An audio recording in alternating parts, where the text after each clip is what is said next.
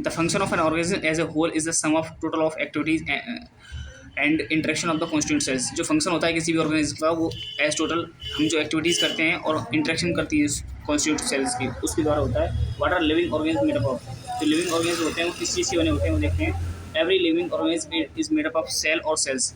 हर जो living organism होता है वो सेल का बना होता है या फिर सेल्स का बना होता है, एक से ज़्यादा सेल्स का बना होता है। मतलब since most of the cells can not be seen with the necked eyes. जो सेल्स होती हैं वो हम अपनी खाली आंखों से नहीं दिखाई दे सकते देती हैं हमें उनको देखने के लिए माइक्रोस्कोप का यूज़ करना पड़ता है। Some species tools and techniques are use to observe and study their complex structure and organisations. हमें कुछ स्पेशल टूल जैसे माइक्रोस्कोप का यूज़ करना पड़ता है और कुछ अलग अलग टेक्निक्स का यूज़ करना पड़ता है उनको ऑब्जर्व करने के लिए और या फिर उनके कॉम्प्लेक्स स्ट्रक्चर और उनके ऑर्गेनाइजेशन को समझने के लिए। एक नॉलेज का पॉइंट दे रखा है यहाँ पर, the study of cell and its part is called cytology. जो हम सेल की स्टडी करते हैं और उसके पार्ट्स की स्टडी करते हैं उसको बोला जाता है cytology. Next topic is unicellular and multicellular organism. All the organism are made up of cells. सभी ऑर्गेनिज्म होते हैं वो सेल्स के बने होते हैं। However it has been observe that some organism are made up of single cells only. जो organism single cell के बने होते हैं उनको बोला जाता है यूनिसेलुलर ऑर्गेनिज्म। यूनि का मीन्स होता है single. Example of such organism are amoeba. Example दे रखा है यूनिसेलुलर ऑर्गेनिज्म का, अमीबा दे रखा है और पैरामीशियम दे रखा है और चलेमोडोनास दे रखा है, डोमोनास और बैक्टीरिया दे रखा है। ये यूनिसेलुलर ऑर्गेनिज्म होते हैं जिसके अंदर एक सेल प्रेजेंट होती है। These organism live independently in nature and are capable of performing all the life processes such as obtaining food, respiration, metabolism, excretion, growth and reproduction etcetera. जितने भी यूनिसेलुलर ऑर्गेनिज्म होते हैं वो अपनी खुद जितनी भी मेटाबॉलिक प्रोसेस होती हैं या फिर जैसे रेस्पिरेशन हो गया और मेटाबॉलिज्म प्रोसेस होती है जैसे एक्सक्रीशन हो गया, ग्रोथ हो गया मतलब बढ़ना, सेल्स का रिप्रोडक्शन करना, ये सारी चीज़ें वो खुद कर सकते हैं, इंडिपेंडेंट होते हैं करने के लिए। ऑन द अदर हैंड अगर आप वहीं दूसरी तरफ देखें तो most of the other organism are made up of many sales.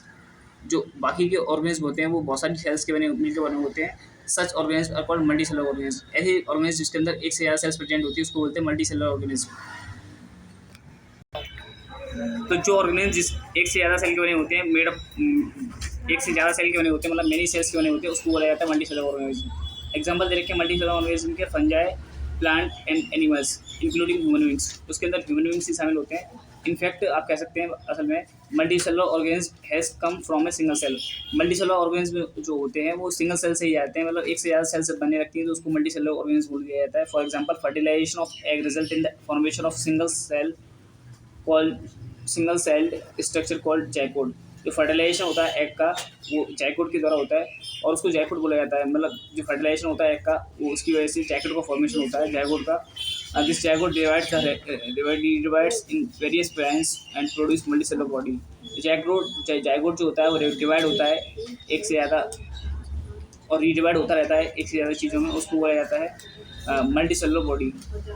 The cell further divide differentiate to produce different organs of multicellular organism। और सेल्स जो होती हैं वो फर्दर डिवाइड करती हैं अपने आप को, मल्टीसेलुलर ऑर्गेनिज्म को फॉर्मेशन होता है। मतलब एक से ज़्यादा सेल्स जो बनते जाते हैं उसको आप बोलेंगे multicellular organism. Thus all cells arise from pre existing cells. आप कह सकते हैं सेल जो नई सेल जो बनती है वो पुरानी सेल से बनती है, अपनी पुरानी सेल से उसका फॉर्मेशन होता है।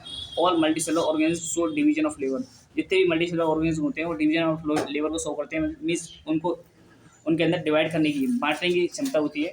Which means different parts of body, जितने भी अलग अलग पार्ट होते हैं बॉडी के परफॉर्म्स डिफरेंट फंक्शंस। अलग अलग बॉडी पार्ट्स अलग अलग डिफरेंट बॉडी की डिफरेंट फंक्शन को परफॉर्म करते हैं। This can be understood by taking an example of the body of human beings. जैसे कि आप ह्यूमन बींग्स में देख सकते हैं इंसानों के अंदर the human body has stomach for digestion of food. हमारे इंसानों के अंदर जो स्टमक प्रेजेंट होता है वो उससे डाइजेशन का काम किया जाता है, मतलब खाना पचाने के काम में आता है। Lungs for exchange of gases. Lungs जो होते हैं ऑक्सीजन और कार्बन डाइऑक्साइड को एक्सचेंज करने के लिए यूज़ किया जाता है। Kidneys for excretion of waste material and so on. और किडनीज का काम जो होता है हमारी बॉडी में उसको वेस्ट मटेरियल जो हमारे अंदर बॉडी के अंदर है उसको एक्सक्रीट करने का मतलब बाहर निकालने का काम किया जाता है किडनी के द्वारा। Similarly division of labour can be seen within a single cell at the molecular level. इसी तरह से जो डिवीजन ऑफ लेबर होता है वो सिंगल सेल ऑर्गेनिज्म के अंदर भी दिखाया जा सकता है।